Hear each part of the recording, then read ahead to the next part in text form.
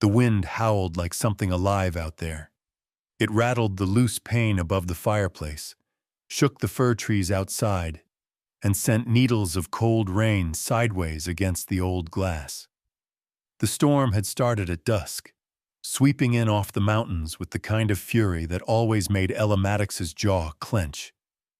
She'd been through wildfires, been up close to flames tall as buildings, but there was something about a mountain thunderstorm, unpredictable, impossible to contain, that still twisted her gut. Now, hours later, she sat on the floor of her late father's cabin, knees drawn up, back pressed against the faded plaid of the old armchair, trying not to listen for the creaks and groans in the roof.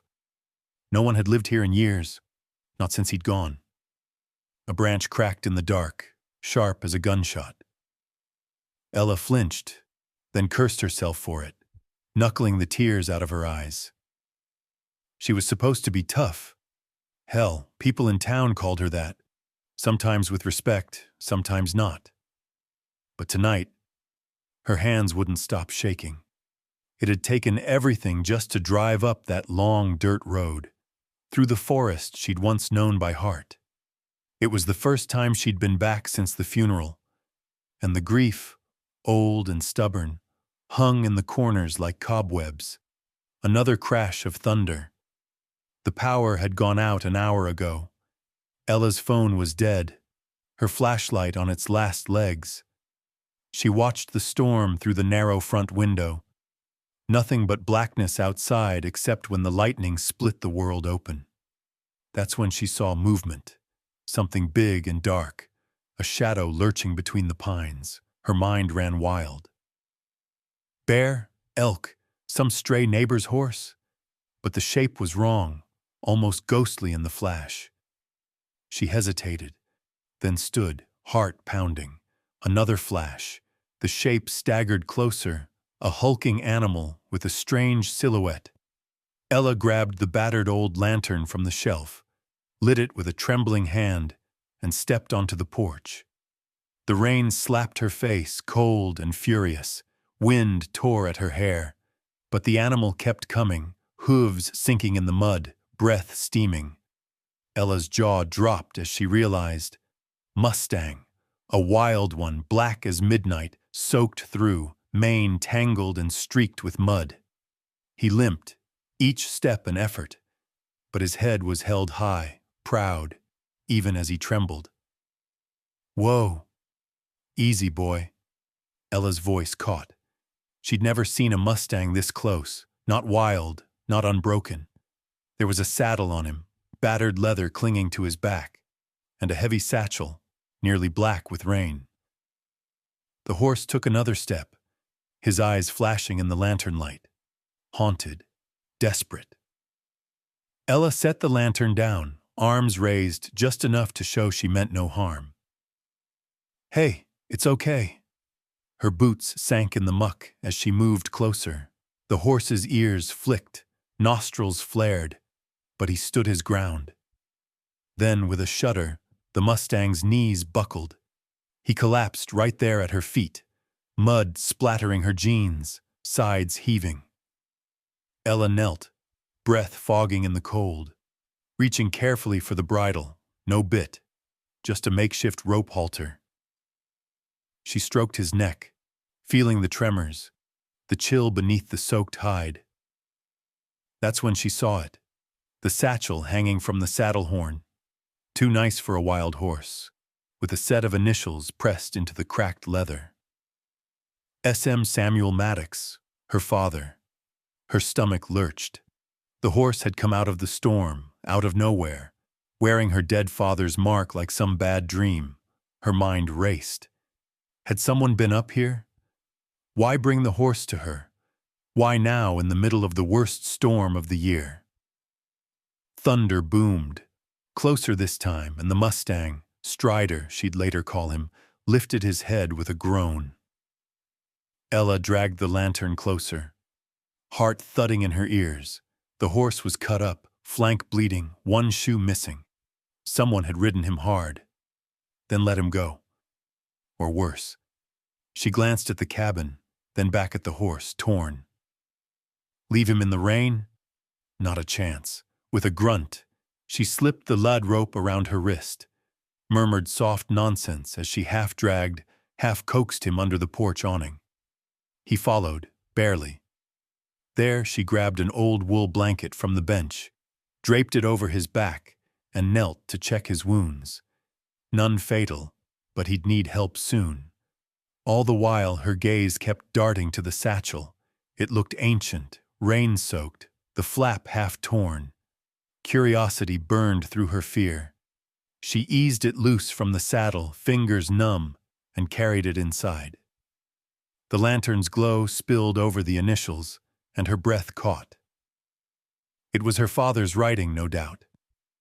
What on earth was his bag doing out here, strapped to a wild horse? She hesitated. The urge to run, to drive back to town, leave this whole mess behind, rose like bile. But the Mustang outside, battered and brave, seemed to dare her. You came this far, face it. She undid the buckle.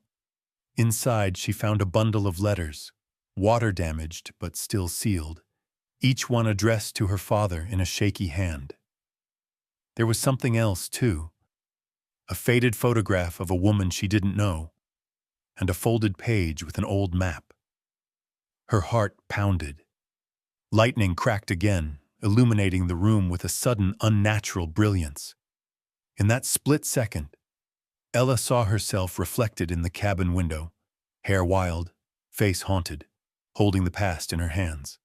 Outside, the storm raged, but inside, something older and more dangerous had been unleashed.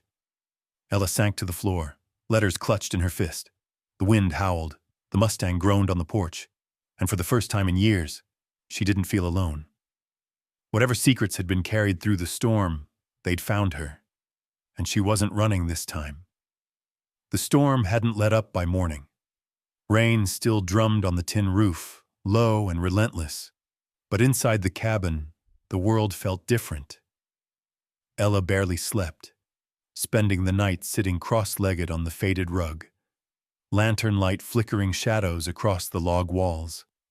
The letters from the satchel were spread out in front of her like fragile artifacts, their edges curled, the ink run in places. But each envelope bore her father's name in that same careful script, Agnes Rohr. She kept coming back to that name. Agnes, not family, but the letters read like confessions, pages and pages of stories, warnings, pleas for forgiveness. She picked one at random and peeled it open, breath held as if the paper might disintegrate in her hands. Samuel, I write again, hoping this reaches you. The land isn't safe. Not for you, not for any Maddox. But you deserve the truth, no matter what the Beckett boys say. Ella read until her eyes ached, piecing together a history she'd only ever heard in angry whispers. Land claims, betrayals, a lost friendship. Agnes's words painted a different picture of her father than the stoic, distant man she'd known. He had helped Agnes's family once, years ago, risking everything for people the town turned its back on. And in return, Agnes promised that one day, Maddox Glen would be his, a promise broken by time and, it seemed, by greed. She was still lost in those words when she heard the crunch of boots on gravel outside. Ella's head snapped up, and she barely had time to shove the letters aside before the front door banged open. Mike. Her brother stood framed in the doorway, hair dripping from the rain, face red with anger and cold. He looked older than she remembered, heavier around the shoulders, but the hurt in his eyes was all too familiar. What the hell are you doing here? His voice cut through the small space.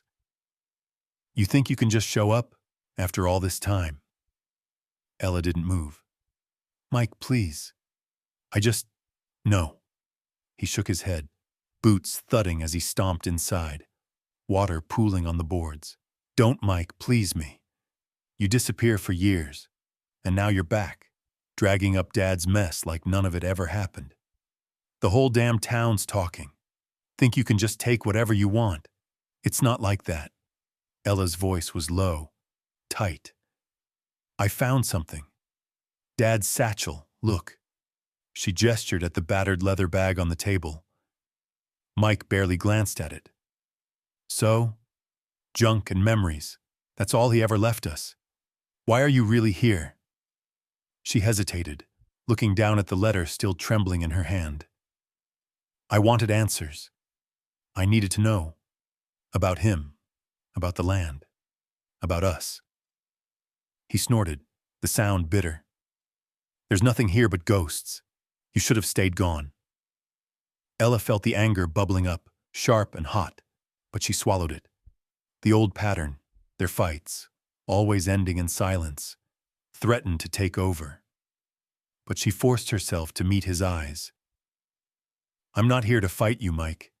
I just want to understand. That horse, Dad's satchel, something's going on. Mike's eyes flicked to the porch, where Strider still rested under the awning, wrapped in Ella's old blanket. For a moment, something softened in his face, but then it was gone. You think the town's gonna let you dig up the past? People remember what happened. Beckett remembers. He's got everyone in his pocket now. You stir this up. It's not just you who'll pay. Then help me, she said, her voice trembling. Please, Mike. He shook his head, jaw clenched. I can't. He lingered, shoulders slumped, then turned and left, slamming the door behind him. Ella pressed her fists to her forehead, swallowing back tears. The silence after his departure was heavier than the storm. She barely noticed when Strider whinnied, restless. She gathered the letters, stuffing them back in the satchel, mind racing. There were names in the letters, places, Maddox Glen, Hollow Creek, debts and promises. Ella knew she couldn't do this alone. She stepped out into the drizzle, walking the muddy path to the neighbor's house at the edge of the woods. Jessie Tran had been her friend since grade school, loyal, stubborn, someone who didn't scare easy. Ella knocked, and Jessie answered with a startled grin and a mug of coffee in her hand. Ella Maddox, thought you were a ghost. Jessie's eyes went wide at the sight of the mud-caked woman on her doorstep. Not yet. I need help. Ella's voice cracked, and for a moment she let herself lean against Jessie, feeling the old comfort. She explained in a rush. The Mustang, the satchel, the letters, Mike's anger, the threat of Beckett. Jessie listened without judgment, then nodded. Well, hell, sounds like we got ourselves a mystery. They sat at Jessie's kitchen table, steam rising from the mugs, rain blurring the world beyond the window. Jessie skimmed the letters, eyebrows climbing higher with each paragraph. This Agnes lady, she's still alive, I think, has a granddaughter, Marina, right? Runs that vintage store in Hollow Creek. Ella's pulse quickened. You know her? Only by reputation, tough as nails like you. If anyone knows the truth about Maddox Glen, it's her family. Jessie leaned forward, her voice dropping to a whisper. Beckett's got the whole town scared. But people still remember what your dad did for Agnes. Maybe it's time somebody finished what he started. A crash of thunder made them both jump. Outside, Strider lifted his head, ears pricked. Ella glanced at the horse, then back at Jessie. You in? Jessie grinned. Always. They spent the rest of the morning patching Strider's wounds, feeding him oats and apples, drying him off by the fire. With every hour, the horse seemed to settle, eyes watching Ella as if he understood she was fighting for something bigger than herself. But outside, the world was changing. News of Ella's return was spreading. By noon, the county official's truck idled at the end of the driveway, windows fogged, watching. A neighbor left a note tacked to the fence. Don't get involved. Some wounds don't heal. Ella stood on the porch, wind whipping her hair, letters clutched in her hand. The past was no longer just her burden. Now the whole town was watching. And Ella, for the first time, felt the weight of generations, ghosts and hopes, debts and dreams, pressing her forward into the storm. For the next 2 days, the storm clung to Maddox country, refusing to let go. Song streaked the cabin windows and turned the red clay roads to rivers. But for Ella, the world outside had shrunk to the few faces and objects in front of her. Jesse's quiet strength, the stack of letters, the steady, watchful gaze of Strider. The horse's limp was healing, but he still refused to leave the porch, and sometimes Ella caught herself talking to him as if he might answer. Maybe she needed that, a witness, even a silent one, as she sifted through the ruins of the past. Jessie, ever practical, had brought over groceries, coffee, and her laptop, settling in like she'd never left.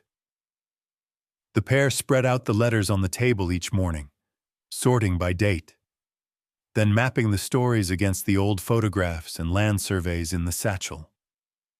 In the glow of the kitchen lamp, Agnes Rohr's handwriting became almost familiar, slanted, urgent, sometimes trailing off as if she'd been interrupted by grief or fear. It was Agnes's third letter that shifted everything. In it, she spoke of Maddox Glen, 40 acres bordered by the creek, a meadow where wild irises bloomed. She wrote about her grandmother, a black woman who'd lived on the land long before the war, and how Samuel Maddox had stood up to the Beckett family when they'd tried to run her out. Agnes's voice on the page was fierce, full of gratitude and shame, her promise to repay Samuel echoing with every line. Jessie read the passage aloud, her finger tracing the faded ink. If ever a Maddox comes back, they have a right to that ground. The deed's lost, but the debt remains. Beckett's men watch me, but I'll find a way. I owe you. Ella stared at the words, heart heavy. My father never talked about any of this. I thought he hated this place. He made it sound like there was nothing left but bad memories. Jessie shrugged, eyes kind. Maybe he was protecting you, or maybe he just didn't know how to say it. But Ella wasn't sure. All she knew was that every answer led to more questions, about her father's secrets, about what happened between the families, about the land that everyone seemed to fear and covet at once.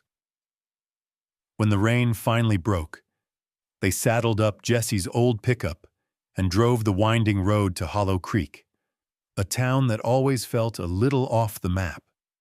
On the way, Jessie teased Ella for her nervous tapping, her knuckles white on the dashboard. You're not facing a wildfire, Elle. Just a couple old women and some paperwork. Ella tried to laugh, but inside she was anything but calm. Memories flickered in the trees as they passed. The old rope swing, the summer her father taught her to ride, the last Christmas before her mother left. Guilt twisted in her chest, sharp and familiar. She had run from this place as soon as she could, leaving Mike behind, leaving her father to his ghosts. Had she ever really come back, even now? Hollow Creek was a patchwork of old stone storefronts and sagging porches. They found Marina Rohr's vintage shop wedged between a hardware store and an abandoned movie theater, the bell over the door jingling as they stepped in. Marina was waiting for them, a woman in her late 30s with deep brown eyes and hair cropped close to her scalp. She looked up from polishing a stack of costume jewelry, sizing Ella up with one quick, shrewd glance. You must be Samuel Maddox's daughter. Her voice was steady, guarded. I heard you were back. Ella nodded, holding out her hand. Ella, this is Jessie Tran, my friend. Marina shook their hands, then motioned for them to sit at a battered table by the window. The shop was full of old clocks, faded postcards, and the scent of lemon oil. For a moment, the three women sat in silence, strangers linked by history they didn't quite own. Jessie broke the ice. We came about the land, Maddox Glen and Agnes. At the mention of her grandmother, Marina's face softened. She's still with us. Frail now, her memory goes, then comes back sharper than ever. She's the last of that generation. She hesitated, searching Ella's face. You're not the first Maddox to come looking. Your father tried years ago. Beckett made sure he left empty-handed. Ella glanced down, swallowing. The letters, they say Agnes owes my family, that there's a deed, or was. Marina nodded. I've heard the stories all my life. Agnes says your father saved her family, twice.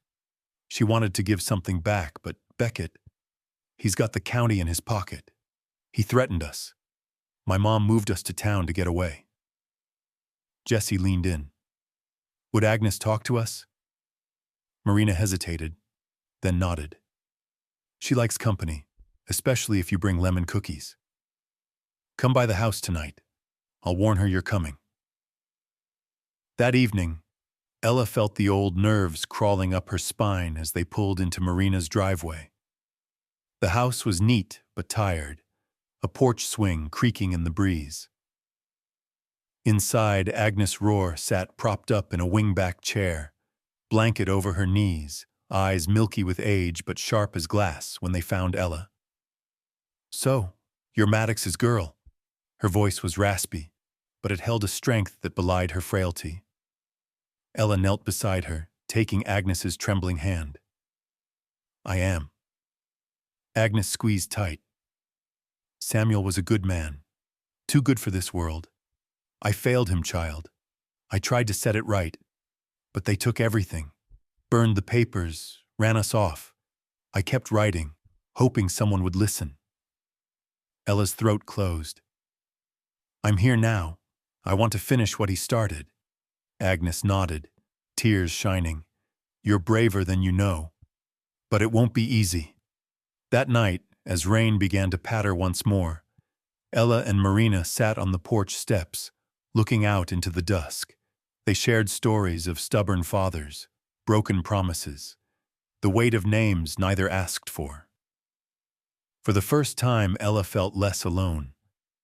The answers she'd found brought new pain, but also a fragile hope that together maybe they could reclaim something lost.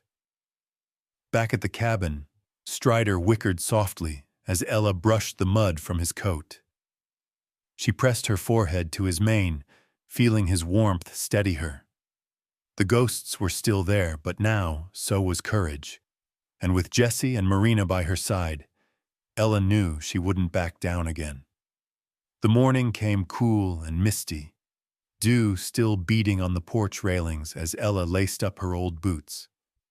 The storm had finally passed, leaving the mountains washed clean and the world wrapped in a gentle silence that seemed almost sacred after so many days of thunder. Birds were the first to return, chirping and flitting among the wet branches, and Ella stood for a long time on the steps, breathing in the earthy scent of rain and pine, her heart beating steady beneath her jacket.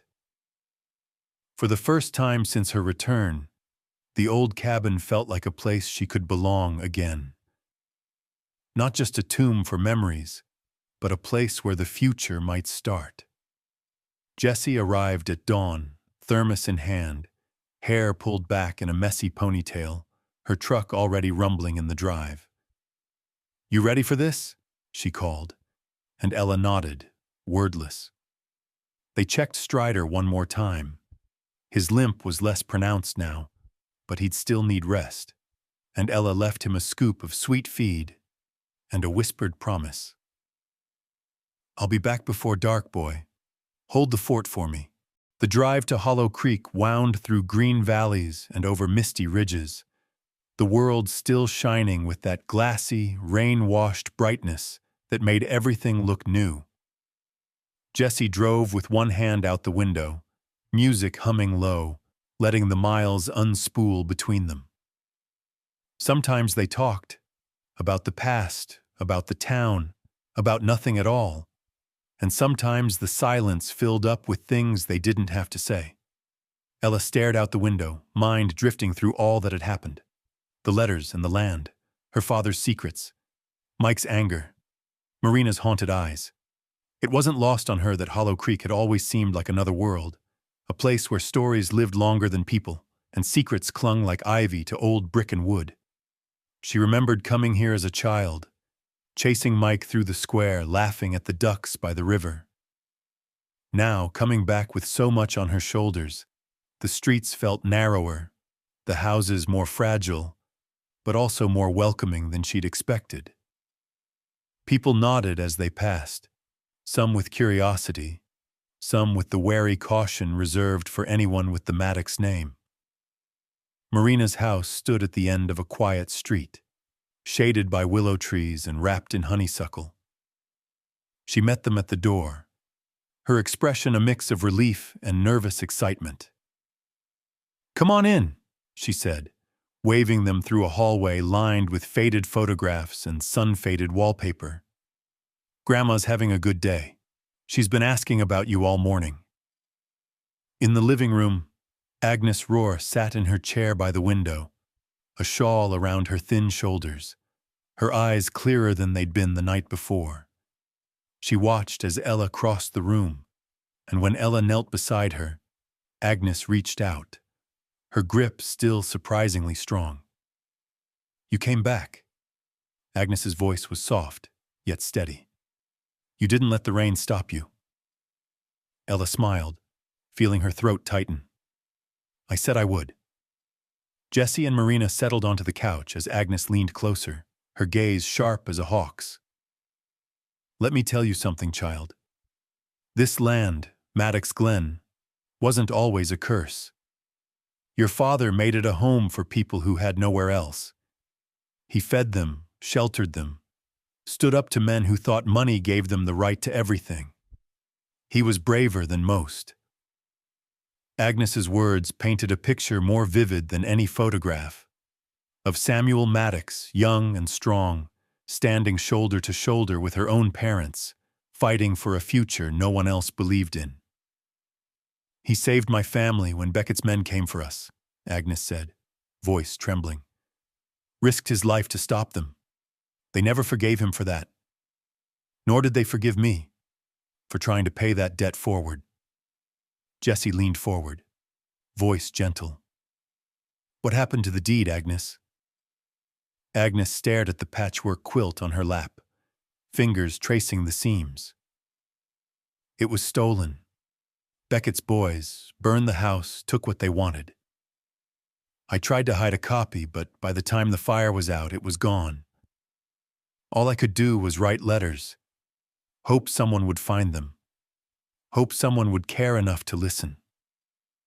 The room fell quiet. Rain began again, soft against the glass, and Ella could almost feel her father's presence in the hush, as if the walls remembered every kindness and every betrayal. She glanced at Marina, who wiped away a tear, and then at Jessie, who squeezed her shoulder in silent support. After a while, Agnes spoke again, her voice distant, as if she was speaking to both the past and the present. "This isn't just about land, child. It's about memory, about not letting men like Beckett erase what we built here, about holding on to hope, even when the world tells you it's foolish." As the afternoon stretched on, Ella and Marina found themselves drifting onto the porch with mugs of sweet tea. The air was thick with the scent of honeysuckle and fresh-cut grass, and for the first time, they talked not just of debts and deeds, but of themselves, of dreams deferred, of family wounds, of the kind of forgiveness that didn't come easy. Marina confessed how hard it had been, growing up in a town where her grandmother's story was a whisper, a warning, a thing not to be spoken aloud. "Sometimes I wanted to run away, but then I'd look at her, at Agnes, and I'd see how she kept fighting, even when she lost everything. I couldn't leave her alone with that history." Ella nodded, feeling a kinship deeper than blood. "My father never talked about any of this. I guess he thought it would protect us. But maybe not knowing hurt more. Marina reached for her hand, fingers warm and steady. Maybe this is our chance to set it right. Together. When it was time to leave, Agnes pressed an old locket into Ella's hand, the initials SM etched into the silver. "He wanted you to have this," she said, her eyes glistening. "Don't give up. Not yet." The drive back to the cabin was quiet, both women lost in thought. The sun dipped behind the mountains, casting the world in gold, and Ella felt the first flutter of hope take root inside her. She glanced at Jessie, who offered a lopsided grin, and suddenly the future didn't feel quite so impossible. That night, as the moon rose over Maddox Glen, Ella sat on the porch beside Strider, locket clutched in her fist. The journey wasn't over. If anything, it was just beginning. But now, for the first time, she didn't have to walk it alone. The next morning, Ella barely tasted her coffee as she looked out across the gray mist drifting over Maddox Glen. Sunlight pressed through the clouds, trying to break through, but the land still felt caught between storms. Waiting. Tense. Jessie had left early to take care of her grandmother, promising to meet up later, and for a while the old cabin was filled with nothing but the sounds of Strider's gentle breathing and the shuffle of papers on the kitchen table. Ella sorted through every letter, every map, every bit of history Agnes had shared. They all pointed to one truth. The Maddox family's claim to this land was real. Her father's name, Agnes's promise, the lost deed. But truth alone wasn't enough. Not when Beckett and his men had spent years weaving their own version of the story into the very fabric of the town. When Jessie returned, she was carrying a stack of forms, a thick binder from the courthouse, and a face set with grim determination. "If you want Maddox Glen back, Elle, you're going to have to do it by the book. Beckett's got lawyers, money, friends in all the right places. We need everything. Documents, witnesses, proof, no mistakes." Ella swallowed, nerves twisting. "You really think we can beat him?" Jessie managed a crooked smile. "We can try, and we're not alone anymore." They spent hours combing through Agnes's letters for any hint of where a copy of the deed might be, building a case with faded newspaper clippings, land surveys, and affidavits from townsfolk who still remembered Samuel Maddox as more than a bitter ghost story. Every new fact felt like a small victory, until they reached the county office where the real war began. The courthouse in Hollow Creek was a squat brick building, its flag limp in the muggy air. Inside, the receptionist eyed Ella and Jessie as if they'd tracked in mud. "Land claims take months, sometimes years," she drawled, not bothering to hide her boredom. "And that's if you have all the right paperwork." Ella set her stack of documents on the counter, hands steady. "We'd like to file a claim on Maddox Glen. The supporting materials are here. We believe there's been a mistake in the land's registration, one that goes back generations." The woman raised an eyebrow, flipping through the forms with long, chipped nails. "You know who holds the current title? That'd be Mr. Beckett.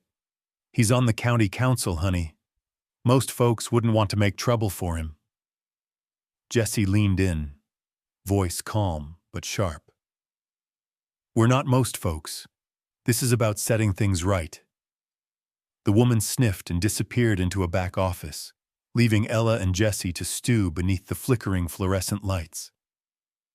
After what felt like an hour, she returned, this time with a man in a suit, who introduced himself as Mr. Hartwell, the county's legal advisor. He thumbed through their paperwork, then shook his head. "You're going to need a lot more than this," he said, tone cool. "Land transfers require official deeds, notarized statements. If you can't produce a physical copy of the deed, your case is weak. And if you try to make this a public spectacle, I can assure you Mr. Beckett's lawyers will shut it down fast. Jesse bristled. We're not looking for a fight. We're looking for justice. Hartwell shrugged. That's not always the same thing. Ella's frustration boiled over, but Jesse caught her arm, squeezing just enough to keep her grounded. Let's go, Elle. We'll come back with more. As they stepped outside, the heat hit them like a slap. Ella dragged in a shaky breath. He's right. Without the deed, we're dead in the water. Jessie shook her head. Don't give up. There's always another way. But the fight was only just beginning. That afternoon, news of Ella's claim spread like wildfire through town. By sundown, half the county was buzzing with gossip, and old loyalties were being tested. Some neighbors crossed the road to avoid her, whispering behind cupped hands. Others, mostly the older folks who'd known Samuel, offered quiet nods, casseroles left on her porch, messages scrawled in shaky handwriting. Don't let Beckett win, we remember. But for every supporter, there were two who sided with Beckett, out of fear or habit or both. The grocery clerk who used to slip her candy as a kid now refused to meet her eyes. At the gas station, someone spat at her feet and muttered, "Should have stayed gone, Maddox." Ella tried to ignore it, focusing instead on the next step, finding more evidence. But betrayal was lurking closer than she realized. It was Mike who delivered the worst blow. She found him at dusk, sitting on the tailgate of his truck, staring out across the fields. For a moment, she remembered how close they'd been as children, all those summers spent running wild. Now, the distance between them felt like another river she'd have to cross. You heard about the claim? Ella asked, voice careful. Mike nodded, jaw tight. You didn't think to tell me? I tried, Mike, but you wouldn't listen. He cut her off, voice trembling. You know how this looks? Beckett's got the whole town convinced you're after his land, stirring up trouble for nothing. He offered me a job on his crew. Good pay. Said if I wanted to keep the peace, I should stay out of your mess. Ella's heart thudded. And what did you say? Mike looked away, shame burning on his face. I took it. I'm sorry, Elle, but I can't afford to lose what little I have left. Not for a fight you can't win. For a long moment, neither of them spoke. The sun slipped lower, throwing long shadows across the grass. Ella swallowed, fighting back the ache in her chest. I can't blame you, Mike. Not after everything. He glanced at her, pain and regret warring in his eyes. Just be careful. Beckett doesn't play fair. That night, Ella sat alone in the kitchen, letters spread out like a shield. Outside, Strider nickered softly in the moonlight. And Ella promised herself that no matter how alone she felt, she wouldn't give up. Not now. The land was worth fighting for. Not just because of a promise, but because it was the right thing to do. The world outside was divided, but inside, Ella's resolve was hardening, piece by piece. Whatever Beckett threw at her next, she'd face it, with or without her brother, with or without the town. This was her family's legacy, and she wasn't ready to let it go. As July wore on, the air in Hollow Creek felt heavy, thick with gossip and something like dread. Ella found herself glancing over her shoulder whenever she walked Main Street. Old friends offered quick, nervous hellos before hurrying away, while the Beckett men drove slow past the cabin, eyes hard, daring her to flinch. But it wasn't anger that kept Ella up at night. It was the feeling of time running out, of something precious slipping through her fingers if she didn't act fast enough. Agnes's health was failing. The old woman had always seemed stubborn enough to outlast any storm, but now even the smallest effort left her winded. Marina called late one evening, voice thin and tight. Can you come? She keeps asking for you. Jesse drove Ella over in the truck, the two women silent as the headlights carved through the dark. Rain began to fall again, pattering on the windshield, turning the world to silver and shadow. Inside the roar house, the air was thick with the scent of menthol and old lavender. Agnes lay propped on a mountain of pillows, skin pale against the quilt, eyes burning with a feverish light. Ella took her hand, surprised by the strength in Agnes's grip. "You have to finish it, child," Agnes rasped, her words barely more than a whisper. "Don't let them take everything. Maddox Glen is hope, not just dirt and trees. Don't let Beckett win." Ella swallowed hard. "I'll do everything I can, I promise." Agnes nodded, and for a moment the old fierceness flashed in her eyes. The town. They need reminding what courage looks like. There's a deed, somewhere in my things. Jesse knows the way. You find it, you show them. You stand up and make them remember. Her hand trembled in Ella's. "Forgive yourself, too, for what you left behind. You were just a girl. This is your home. Claim it." Those were Agnes's last clear words. She drifted in and out of sleep, fingers clutching Ella's until the pain faded into silence, and only Marina's quiet weeping filled the room. Ella sat there for hours, shoulders shaking, until Jesse led her outside into the pre-dawn hush. They stood in the rain, faces turned up to the sky. Jesse touched Ella's shoulder. "We'll find it. Whatever Agnes wanted us to have, we'll get it done." The next day, with Marina's help, they went through Agnes's things. A lifetime of keepsakes and letters, pressed flowers in dictionaries, yellowed newspapers. Jesse was the one who found it, a faded envelope taped to the bottom of an old cedar chest. Inside was a fragile deed, Agnes's careful handwriting attesting to Samuel Maddox's claim on Maddox Glen, signed and witnessed by names both Ella and Marina recognized from the stories. Jesse let out a long, slow breath. This is the proof."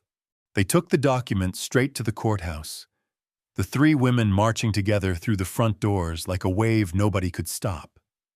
Mr. Hartwell, the legal advisor, looked up in surprise when they entered, but Jessie slapped the deed down on his desk, her voice unshakable.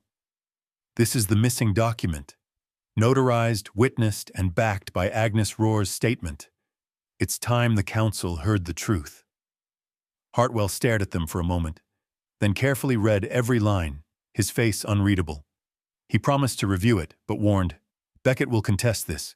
You'll need to make your case before the entire town. The council meets tomorrow." Word spread fast. By that afternoon, Hollow Creek was buzzing. People took sides, some muttering that Ella was stirring up old wounds, others whispering that maybe it was time the Beckett legacy was challenged. Marina stood by Ella's side, the old fear in her eyes replaced by a stubborn light. Jesse called every ally they had, gathering statements from those who remembered Samuel Maddox's kindness, who knew the true story of the land. Mike, hearing about Agnes's death, showed up at the cabin late that night, guilt weighing him down. He stood awkwardly on the porch, hat in hand. "I'm sorry, Elle. I know I should have done more." Ella met his eyes. "It's not too late. I need you at the meeting." He nodded, not trusting himself to speak, and together they watched the sun rise over Maddox Glen, golden light pouring across the fields like a promise.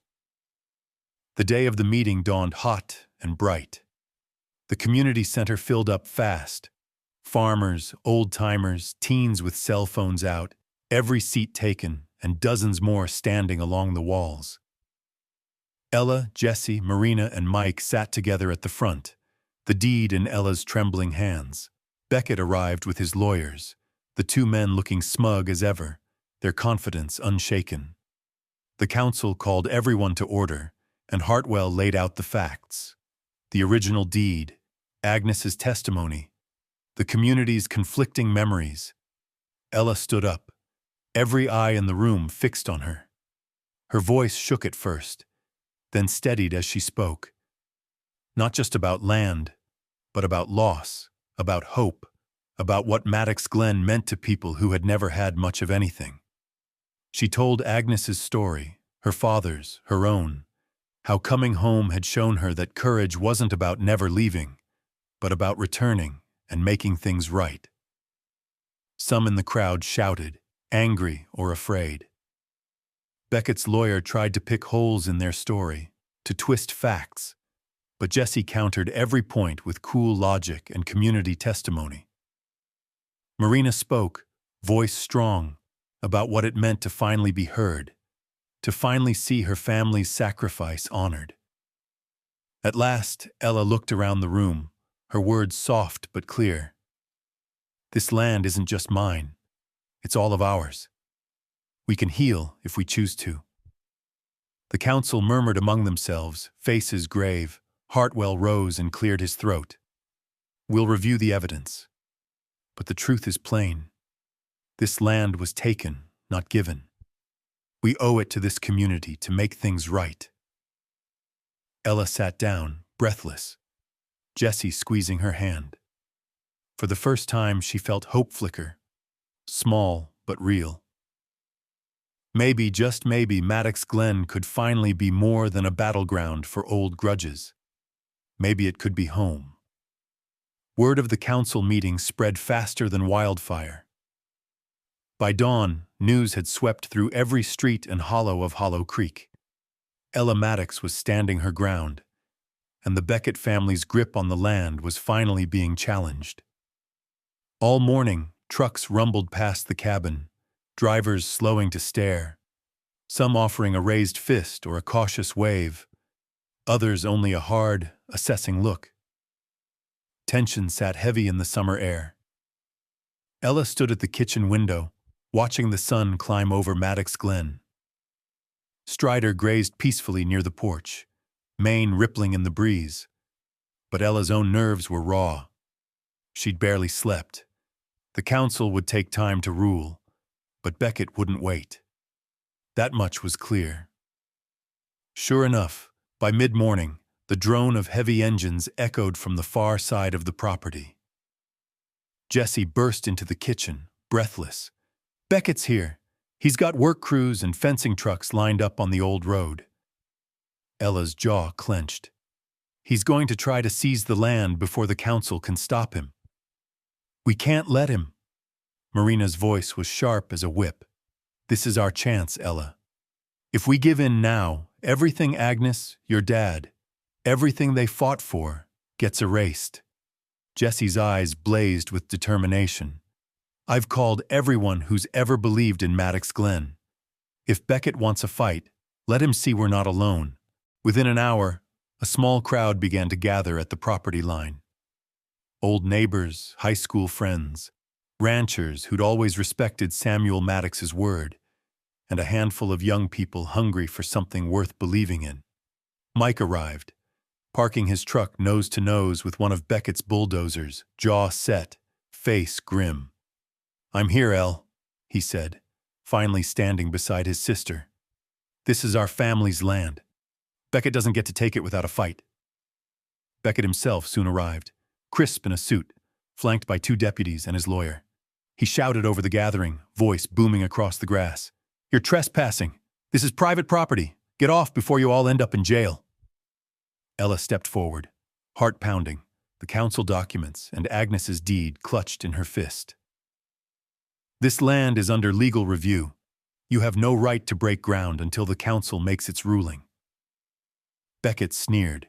You think a few old papers and a circus of malcontents can stop progress? The town needs jobs, not fairy tales about the past. Jesse spoke up, steady and fearless. The town needs truth, and it needs healing. You don't get to rewrite history because it's inconvenient. Beckett waved to his crew. Put up the fence, clear the field. As the first bulldozer roared to life, Ella's voice cut through the chaos. No, This ends now. Together, she, Jesse, Marina, Mike, and a half-dozen supporters walked onto the open grass and sat down right in the path of the machines. The crowd behind them held their breath, tension radiating like heat from the sun. For a moment, time froze. The bulldozer's engine revved, its operator looking to Beckett, then to the sheriff's deputy, uncertain. Beckett barked orders, but the crew hesitated. No one wanted to be the one who ran over a Maddox. Ella's mind raced. Jesse, text everyone. Tell them to get here now. We need as many people as we can. Within minutes, cars lined the edge of the property, more townsfolk stepping onto Maddox Glen. Some brought coolers, chairs, homemade signs reading "Let History Heal" and "Our Land, Our Story." Others simply stood quietly, forming a wall between Beckett's machines and the open field. And then, as if on cue, Strider appeared at Ella's side, whinnying. For a breathless moment, he lifted his head and called out to the distant hills. The wind shifted. Out of the brush and low trees, 3 other Mustangs emerged. A small herd, wild and wary, eyes bright with curiosity and defiance. The crowd gasped. Even Beckett seemed taken aback. Strider trotted out in front, bold and proud, circling Ella and her friends, then tossing his head at the bulldozers as if daring them to try. The other horses followed, hooves thudding softly on the grass. Tails flagged high. The field became alive with movement, with wild beauty that no fence could tame. Cameras flashed. Someone streamed the moment live, voices whispering, "It's a sign. Maddox Glen belongs to more than just one man." A deputy pulled Beckett aside, voice low but urgent. "We can't risk hurting anyone. You'll bring the whole county down on you if you keep pushing." Beckett's face twisted, but he motioned for the crews to stand down, at least for now. The machines idled, the fence posts left lying in the dirt. In the hush that followed, Ella felt a surge of hope.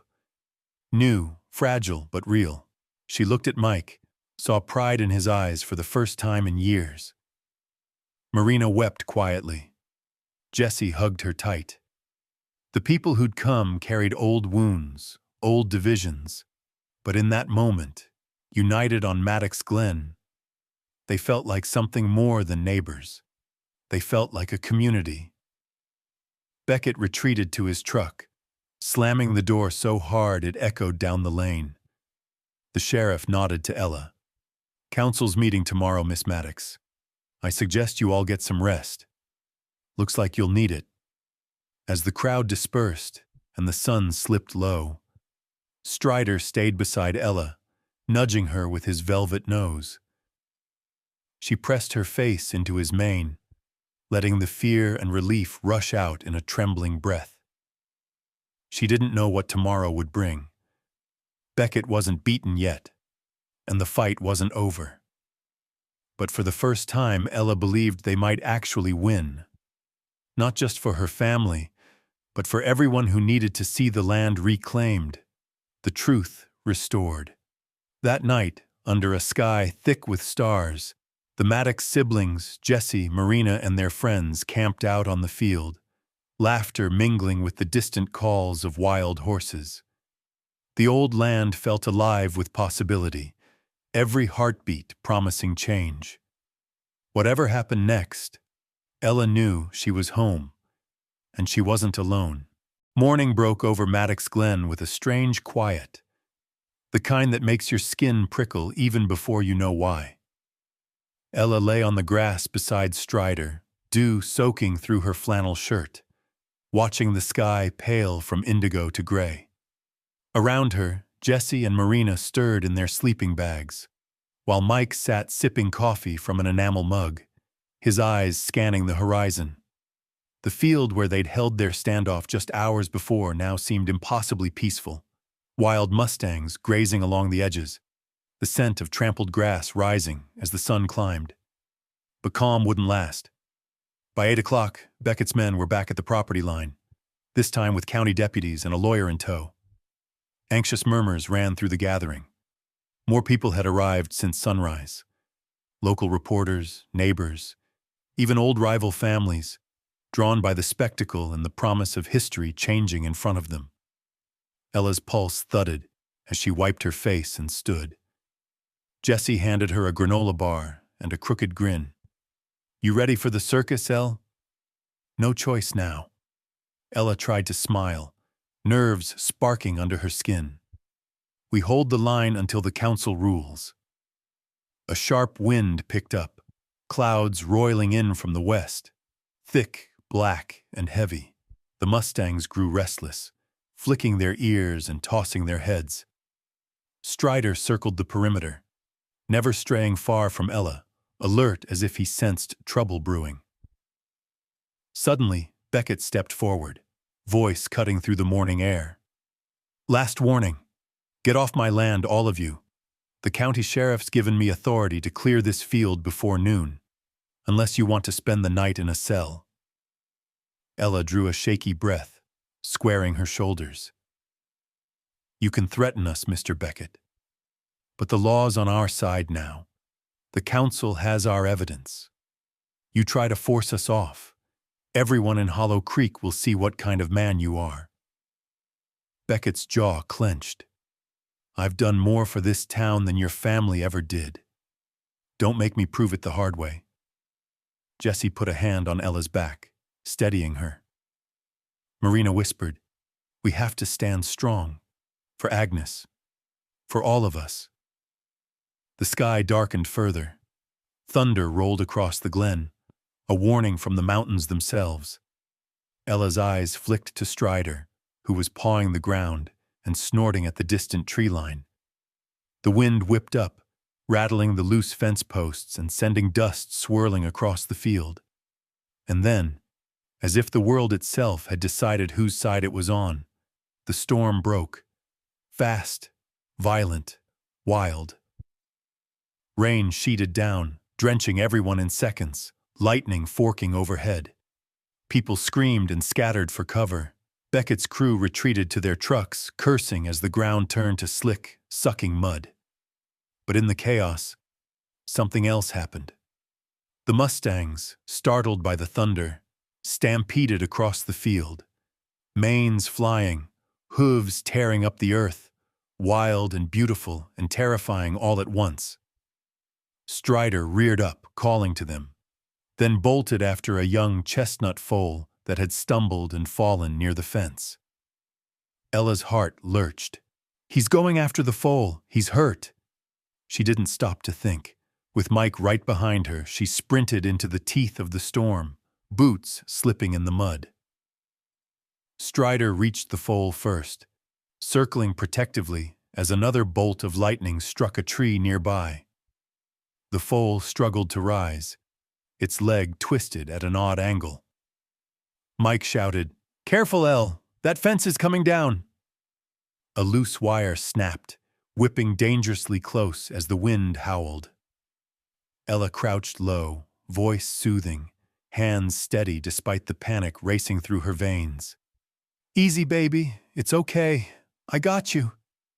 Strider stood guard, muscles trembling, eyes rolling white as he blocked the herd from trampling Ella and the foal. Mike darted forward, grabbing the foal's mane, and together they lifted the little horse, half carrying, half dragging it to safety, behind a fallen log. Rain pounded them. Mud caked their clothes, but adrenaline and fear drove them on. Suddenly, a section of fencing collapsed, and a terrified Mustang bolted straight for Ella. Strider lunged, throwing himself between her and the stampeding animal. The impact knocked him sideways, a cry tearing from his throat. "Strider!" Ella's scream vanished in the roar of the storm. She rushed to his side, hands frantic as she checked him over. Blood oozed from a deep gash on his flank, and he staggered, struggling to rise. Mike swore, voice hoarse. "He saved you, Elle. He saved us all." The rain eased as quickly as it had come, thunder rolling away. The field was a mess, fence posts down, Beckett's trucks mired in the mud, the crowd soaked and shaken but alive. And in the center of it all, Ella knelt beside Strider, her hands pressed to his wound, tears mingling with rain. People rushed to help. Jesse sprinted across the field with towels and water. Marina called for a vet. Neighbors formed a human shield around the Maddox family, daring Beckett to try anything now. The sheriff himself waded through the mud, his badge shining in the weak sunlight. He took one look at Strider and the injured foal, then glared at Beckett. "That's enough," he said. "No more threats. This land's seen enough blood." The crowd murmured, their anger finally outweighing their fear. Even some of Beckett's own crew stood silent, shamed by what they'd seen. In that moment, something shifted. The old stories, the old divisions. None of it mattered as much as the courage Ella and her family had shown in the storm. The council members arrived, led by Mr. Hartwell, who saw the devastation and nodded grimly. "We'll vote today," he announced. "No more waiting. It's time to settle this. For everyone." As the last clouds drifted away, Ella sat with Strider's head in her lap, tears of relief and pride streaming down her face. Mike squeezed her shoulder. Jesse and Marina knelt beside her. Together, battered and soaked, they had weathered the worst the world could throw at them, and they were still standing. That afternoon, the town would make its choice. But whatever the outcome, Ella knew that Maddox Glen had been won back in the hearts of its people. It had been earned, again, in courage, sweat, and the unbreakable bond between a woman and her wild, loyal horse. It was a harvest season that nobody in Hollow Creek would forget. By the end of that long, thunderstruck summer, Maddox Glen had become more than just a contested field. It was the stage where the past was finally laid to rest, and the future, against all odds, began to take root. The council's vote had come down in favor of Ella and her family. Mr. Hartwell's voice, steady but tired, had delivered the decision with the weight of 100 years behind it. Maddox Glen would be restored as a community heritage site, preserved for all who called Hollow Creek home. Beckett's challenge was dismissed. He left the council chamber in a silent fury, his power finally broken, not by force or threats, but by truth and the unity of neighbors who'd had enough of his reign. In the weeks that followed, everything changed. There was work to do, fences to mend, wounds to heal, and new plans to build.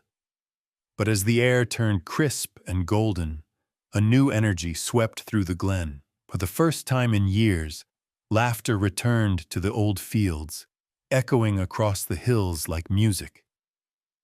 Ella threw herself into the effort, shoulders aching and hands raw, but every task felt like a step toward mending more than just land. Mike was by her side almost every day now, silent at first, but gradually warming, finding his voice again, as the family that had nearly broken now learned to stand together. Some nights he'd bring his guitar out by the fire pit and play old songs from their childhood, the flames painting warm shadows on faces both new and familiar. Jesse and Marina became the architects of a new vision.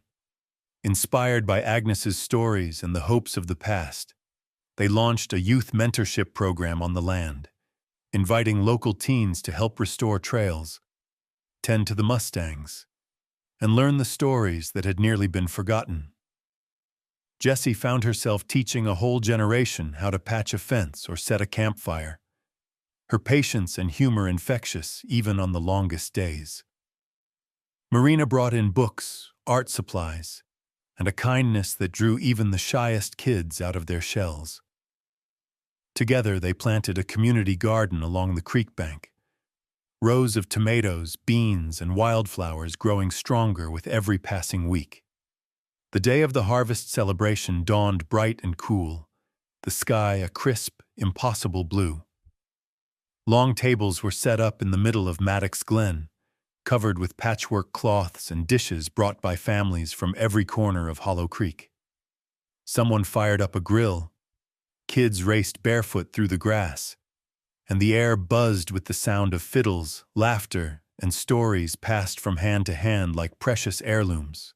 For Ella, the celebration was both a reward and a reckoning. She moved through the crowd, greeting old neighbors she'd once thought lost to time, accepting hugs from those who doubted her, and now wanted only to share in the joy. Every handshake, every story, every bit of shared food felt like another stitch in a tapestry that had frayed for too long. The bitterness of the past hadn't vanished overnight, but it no longer controlled the narrative.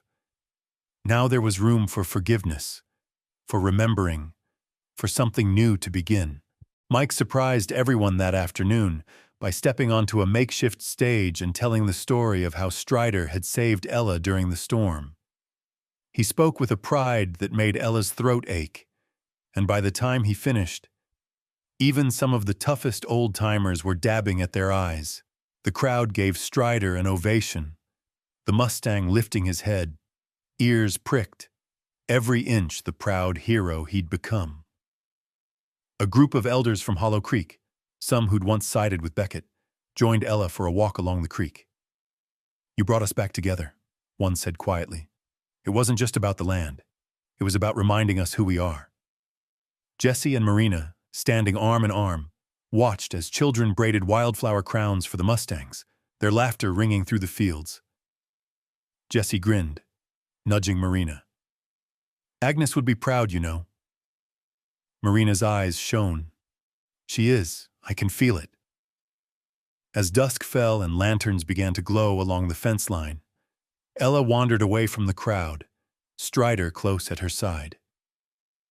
They walked the old trails, the Mustang moving with a lightness that spoke of healing.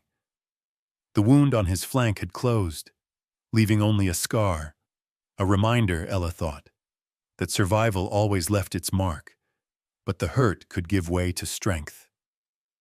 On the far edge of Maddox Glen, Ella paused, looking back at the celebration, a mosaic of faces, voices, and hope. She remembered her father's words in one of Agnes's letters: "A place is only as strong as the people who tend it." Now, finally, that strength belonged to everyone. When she returned, the music was rising, a last dance gathering families and friends together. Mike grabbed Ella's hand, spinning her into the center, laughter shaking loose the last of her old grief. Jesse whooped and pulled Marina into the circle. Even some of Beckett's old crew joined in, unsure at first, but welcomed with open arms. As the moon rose over the glen, Ella realized she no longer carried the weight of the past alone. The land, the letters, the legacy, they belonged to a community that had chosen healing over hatred, forgiveness over fear. And Strider, standing tall in the lantern light, was more than a symbol now. He was family, a reminder that even the wildest hearts could find their way home, if given a second chance. As the first frost of winter silvered the grass at Maddox Glen, Ella Maddox pulled her old jacket tighter and set out along the winding trail behind the cabin. The sun was just rising, spilling light like honey through bare branches, catching in the long manes of the Mustangs grazing near the creek. Strider walked beside her, no longer limping, his coat glossy beneath the pale sky. Every breath curled in the chill air, each step crunching through brittle leaves.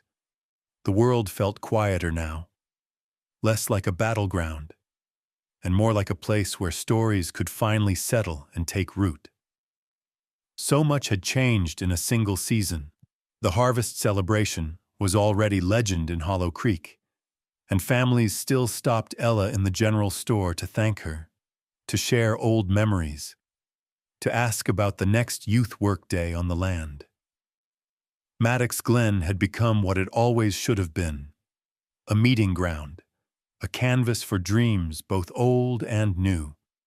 Where once fear had hung in the air like smoke, now there was laughter, even on cold mornings. The letters Agnes had written, each one an anchor thrown across time, were now carefully preserved in the little museum that Marina and Jesse set up in the repurposed barn. On weekends, groups of school kids pored over them, tracing the loops of Agnes's handwriting, asking questions about courage, about history, about why it mattered who told a story and who got left out. Ella often watched from the doorway, remembering how lost and angry she'd felt when she first read those pages. Now, instead, she felt something like gratitude. Agnes had trusted the future to strangers, and the future had listened. Mike spent more time at Maddox Glen than anywhere else these days. The brother Ella thought she'd lost had returned, changed, quieter, but solid. He managed repairs, taught the local boys how to mend fences, and every Friday, he brought his guitar to the porch, playing tunes their father had loved. There were still moments when the old wounds ached, when Mike's gaze drifted to the far hills and the sadness crept back into his voice. But those moments were fewer now, outnumbered by laughter, by quiet understanding, by the way the land itself seemed to welcome him home. Jesse and Marina's mentorship program was thriving. There were muddy boots in the kitchen every weekend, muddy handprints on the walls, laughter in the air as kids from every background learned how to plant seeds and ride bareback, how to tell their own stories. Ella loved listening to them around the fire, their voices weaving together the old tales of Beckett and Maddox, Roar and Tron, wild horses and second chances. Sometimes, late at night, she caught herself marveling at the simple miracle of it all, how strangers could become family when given the chance. But it was the quiet moments that stayed with her most. The long walks with Strider in the pale dawn, the hush after a snowfall, when the world was washed clean and the only sound was the river sliding over stone. The way sometimes a wild mustang would graze close enough for her to touch its mane, trusting her with a gentleness she never knew she needed. One evening as December closed in, Ella sat by the fire with the old leather satchel, her father's, now hers. She sorted through the last of the letters, reading Agnes's words aloud. A legacy isn't just a deed or an old letter. It's the courage to face the past, heal together, and carry hope into the future. The fire crackled, painting shadows on the walls. Jesse, Marina, and Mike listened quietly, each lost in their own thoughts. "I think that's what we did," Jessie said, her voice soft. "We carried hope, even when it was heavy." Marina nodded. "And we shared it. That's what made the difference." Mike grinned, poking at the embers. "Dad always said it wasn't enough to survive out here. You had to leave something better behind." They sat in easy silence, the kind that only comes after battle and forgiveness, until the wind rose outside, and the mustangs whickered in their sleep. Ella closed her eyes, remembering the storm, the standoff, the way the community had come together when it mattered most. She understood now what Agnes and her father had tried to teach, that healing wasn't a finish line. It was a choice made again and again, sometimes in pain and sometimes in joy. On the shortest day of the year, Ella organized a walk through Maddox Glen for the whole community. People of every age and color came, some with memories sharp as knives, some with hope shining in their faces. They told stories, shared food, left wildflower wreaths at the base of the oldest oak. Kids read aloud from Agnes's letters, their voices echoing across the field. Strider led the herd along the ridge, wild and proud, the living spirit of the land. When the sun set and lanterns danced along the creek, Ella took a deep breath and spoke to the crowd. "This place isn't just Maddox land. It's our land, everyone's. It belongs to all who are brave enough to face the truth, to forgive, to begin again." People clapped, some cried, and for the first time Ella saw no trace of fear or bitterness in their eyes. Only possibility. That night, as the stars bloomed in the velvet sky, Ella sat on the porch with Strider, the cold biting at her cheeks but her heart impossibly warm. She thought of everything that had been lost, and everything that had been found. She knew she would always carry the weight of the past, but now it felt lighter. Now it felt like hope. So if you ever find yourself lost, battered by storms, carrying letters full of old pain, remember Maddox Glen and the people who chose healing over hatred. Remember that family is built not only from blood, but from forgiveness and the courage to stand for what matters. And that the wildest hopes, if you're brave enough to follow them, can lead you home. If Strider's journey touched your heart, remember, the wildest hopes can lead us home if we're willing to listen, unite, and begin again.